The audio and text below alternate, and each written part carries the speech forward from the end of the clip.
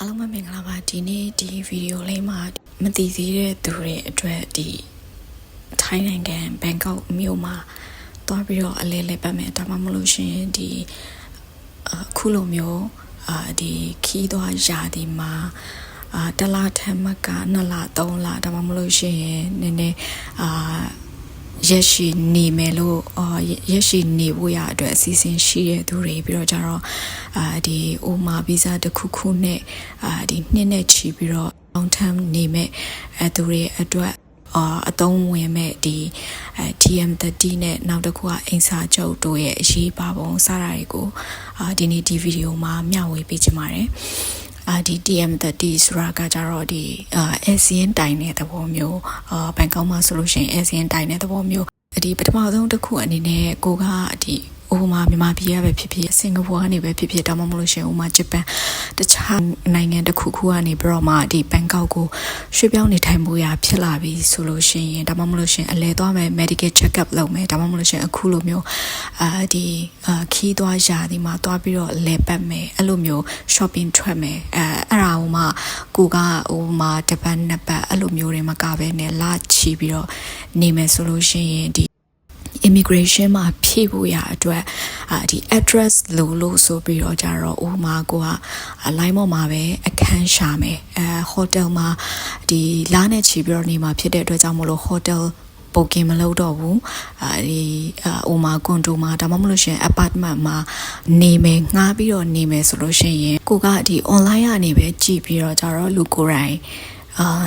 လူကိုယ်တိုင်သွားရောက်ကြည့်ရှုခြင်းမရှိဘဲနဲ့ online ကနေပြီးတော့မှတက်ဆင့်ကြည့်မယ်ကြည့်ပြီးတော့ဒီတန်းပြီးတော့ငွေချေပြီးတော့ငှားလိုက်တာမျိုးပေါ့နော်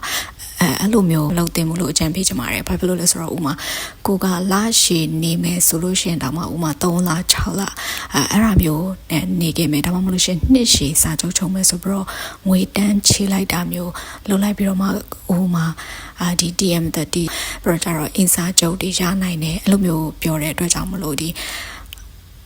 ငွေကိုကအရင်ချေးလိုက်တယ်ဒါပေမဲ့လို့ကိုဟိုလူမပါဘဲနဲ့ online မှာတွေ့တဲ့ဟာကိုရွေးပြီးတော့ဆက်သွယ်ပြီးတော့ငွေချေးလိုက်တယ်ဒါမှ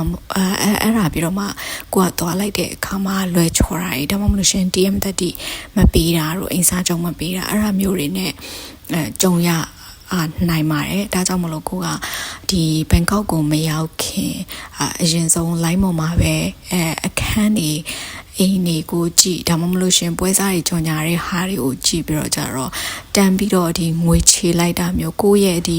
ယုံကြည်စိတ်ချတဲ့ reliable ဖြစ်တဲ့ source မဟုတ်ဘူးဆိုလို့ရှိရင်ဟိုမှာကိုနဲ့အတိတငယ်ချင်းရှိလို့ပဲဖြစ်ဖြစ်အဲ့လိုမျိုးကြောင့်မဟုတ်ဘဲနဲ့ကိုက online မှာတွေ့တဲ့ဟာကိုပဲ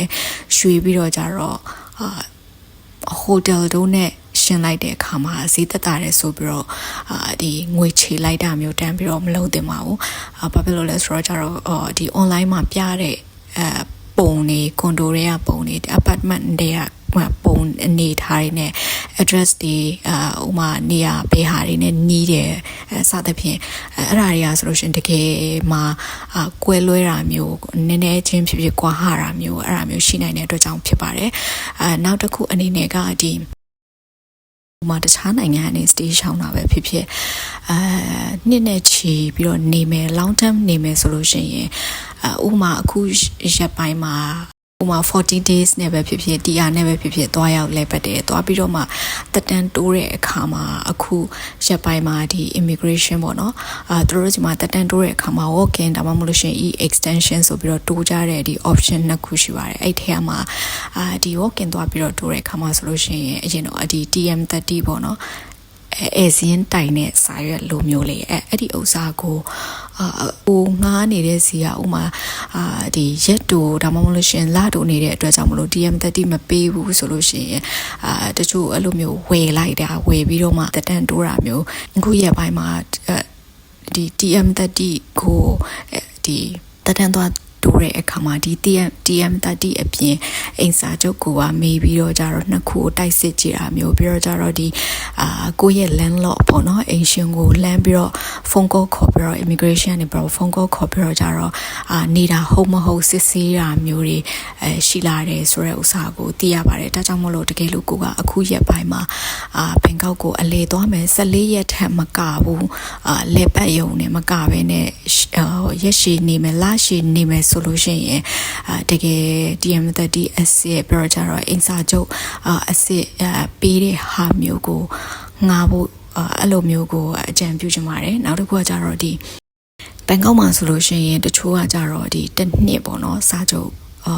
apartment ပဲဖြစ်ဖြစ် condo ပဲဖြစ်ဖြစ်တစ်နှစ်စာချုပ်ချုံမ TM30 ပေးမယ်ဒါမှမဟုတ်ရှင်ဒီအိမ်စာချုပ်ရမယ်အဲ့လိုမျိုးတွေလည်းရှိသလိုဒီ short term ပုံစံမျိုးပေါ့နော် short term ပုံစံမျိုးကိုတစ်လနေတယ်ဒါမှမဟုတ်ရှင်တစ်လနဲ့အထက်နေတယ်ဆိုလို့ရှိရင်ပို့ပြီးတော့ဒီrental fee ပို့ပြီးတော့ပေးခြင်းပေးရမယ်ဒါပေမဲ့လို့ဒီ TM30 provide လုပ်ပေးတာဒီ short term ငားတဲ့ပုံမှာငားတဲ့နေရာမှာလည်းဒီ TM30 provide လုပ်ပေးတာဒါမှမဟုတ်ရှင် contract ပေးတာအဲ့လိုမျိုးနေရာတွေလည်းရှိပါတယ်အဲ့ဒါကြောင့်မလို့ကိုကဒီဘန်ကောက်ကိုအရင်တော့ကလည်းအလေခဏရောက်ဖူးတယ်ထိုင်းနိုင်ငံကိုရောက်ဖူးတယ်တိတယ်ဆိုလို့ရှင်ကိစ္စမရှိပေမဲ့လို့ကိုကတခါမှမတိမသွားဘူးသေးဘူးအလဲလည်းမရောက်ဘူးသေးဘူးအလဲရောက်ဖူးတယ်ဒါပေမဲ့လို့ဒီကြာရှည်မနေဘူးသေးဘူးဆိုတဲ့သူတွေမငားဘူးသေးဘူးဒီ1လ2လ3လအဲ့လိုမျိုး short term ဒီမှာလဲ TM30 နဲ့အိမ်စာချုပ်ပေးတဲ့နေရာတွေရှိပါတယ်အဲ့ဒီဟာတွေကိုဒီကြည့်ပြီးတော့ငားဖို့ရအတွက်အကြံပြုချင်ပါတယ်ဥမာတခါမှမငားဘူးသေးဘူးဆိုလို့ရှိရင်ပထမဦးဆုံးဘန်ကောက်ကိုသွားတဲ့အခါမှာတစ်ပတ်ဒါမှမဟုတ်ရှင်10ရက်လောက်ဟိုတယ်မှာဒီ booking လုပ်လိုက်ပါ booking လုပ်ပြီးတော့ immigration မှာဖြည့်ဖို့ရအတွက် hotel ရဲ့ address ကိုဖြည့်လို့ရပါတယ်အဲ့ဒီကနေမှတဆင်ဒီတပတ်လောက်နေတဲ့အတွင်းမှာကိုကဒီဘန်ကောက်ကိုမရောက်ခင်အရင်ဆုံး line မောကနေပြီးတော့မှဒီကိုနေခြင်းတဲ့နေရာတွေဒါမှမဟုတ်ရှင်ကိုကမသိသေးဘူးခုမှပထမဦးဆုံးသွားပြီးတော့ဒီရွှေ့ပြောင်းနေထိုင်ရမယ်ပုံစံမျိုးကျုံလာရဲဆိုလို့ရှိရင်လည်းပထမဦးဆုံး online ပေါ်ကနေပြီးတော့မှဒီ group တွေဒါမှမဟုတ်ရှင် rent hub အဲ့လိုမျိုးဒီ website တွေကနေပြီးတော့မှ reliable ဖြစ်တဲ့နေရာတွေစီကနေပြီးတော့မှအခန်းတွေဈေးနှုန်းတွေနဲ့နေရာအနေထားတွေကိုအရင်ဆုံးကြည့်ထားပြီးတော့ကိုဒီ list လုပ်ထားလိုက်လို့ရပါတယ်ဒီကိုယ့်ရဲ့ပုံမှန်မှာဖြစ်ဒါမှမဟုတ်ရှင် Facebook ဆိုလို့ရှင်လည်း Facebook ထဲမှာ save ထားတာမျိုးဖြစ်လုပ်လိုက်ပြီးတော့ဒီဘန်ကောက်ကိုရောက်ပြီးတော့ hotel မှာဒီတပတ်နေရင်းထဲမှာသွားပြီးတော့ကိုယ်တိုင်သွားကြည့်မယ်အခန်းအနေထားပြီးတော့ကြတော့ဒီ landlord နဲ့ကိုယ်တိုင်စကားပြောကြည့်ပြီးတော့သူပေးမဲ့ facility တွေပြီးတော့ရမယ်ဟာတွေပြီးတော့အိမ်လာကရေပုံမီကိုစတာတွေကိုကို discuss လုပ်ပြီးတဲ့နောက်မှာဒီကိုယ့်ရဲ့ deposit ကိုပေးလိုက်တာမျိုးပေါ့နော် deposit ချေလိုက်တာမျိုးဘယ်တော့ deposit ချေပြီးလို့ရှိရင်ဒီအိမ်စာချုပ် contract ကချက်ချင်းရတတ်တာမျိုးရှိပါတယ်အဲ့ခါမှာဆိုလို့ရှိရင်လည်းဒီ time သူတို့ Thailand လို့နဲ့ agent နဲ့မဟုတ်ဘဲနဲ့ Thailand လို့နဲ့ထိုင်း landlord တွေမှာတော်တော်များများဒီ English speaking တတ်တဲ့သူတွေရှိပါတယ်တချို့ကြတော့လည်းထိုင်းလိုမျိုးပဲပြောတတ်တာလေဆိုလို့ရှင် translate နဲ့ပြန်ပြီးတော့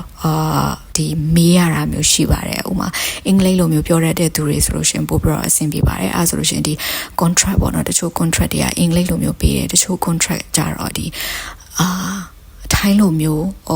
အင်စာချုပ်တွေရှိတယ်ဆိုလို့ရှင်လည်းအဲ့ဒီဟာကို translate လုပ်ပြီးတော့ကြတော့အဲ့ contract ကိုတည်တည်ချာချာဖတ်ကြည့်ဖို့လိုအပ်ပါတယ်ဘာဖြစ်လို့လဲဆိုတော့ဒီထိုင်းဘာသာစကားနဲ့ရေးထားပြီးတော့အထဲမှာသူကဘာတွေပြောထားလဲပျက်စီးရင်ဘယ်လိုမျိုးဒီကိုယ့်ရဲ့ deposit တွေကဘယ်လိုမျိုးနှုတ်မယ်ပြီးတော့ကြတော့ဒီ contract ကကို short term အနေနဲ့ချုပ်တယ်ဆိုလို့ရှိရင်များသောအားဖြင့်သူတို့ရဲ့ contract တွေထဲမှာသူတို့ကတော့နှစ်နဲ့ချီပြီးတော့ဒီစာချုပ်ကိုချုပ်စေချင်တာဖြစ်တဲ့အတွက်ကြောင့်မလို့ဒီ 1 year term နဲ့ပတ်သက်တဲ့ဒီအကြောင်းအရာတွေရေးထားတာမျိုးအဲ့လိုမျိုးတွေရှိတတ်ပါတယ်အဲ့ဒါလေးတွေကိုသိချဖတ်ပြီးတော့မှကိုယ့်ရဲ့ဒီ contract မှာ sign လုပ်တာမျိုးလက်မှတ်ထိုးတာမျိုးလုပ်သင့်ပါတယ်ပြီးတော့ကျတော့နောက်တစ်ခုအနေနဲ့ကဒီ TM30 ပေါ့နော် TM30 ကိုလည်းဘယ်နေ့မှာကိုစီကိုပေးမလဲစတဲ့ဥစ္စာတွေကိုဥမာကိုက deposit ပေးထားခဲ့ပြီးခြေထားခဲ့ပြီးဒါပေမဲ့လို့ကိုသွားပြီးတော့တကယ်နေမဲ့နေ့ကနောက်တနေ့အဲ့နောက်မှာဆိုလို့ရှိရင်ဘယ်ရက်မှာကိုရဲ့ TM30 ကိုအရှင်ကပေးမလဲစတဲ့ဥစ္စာတွေကိုလည်းတခါတည်းမေးခဲ့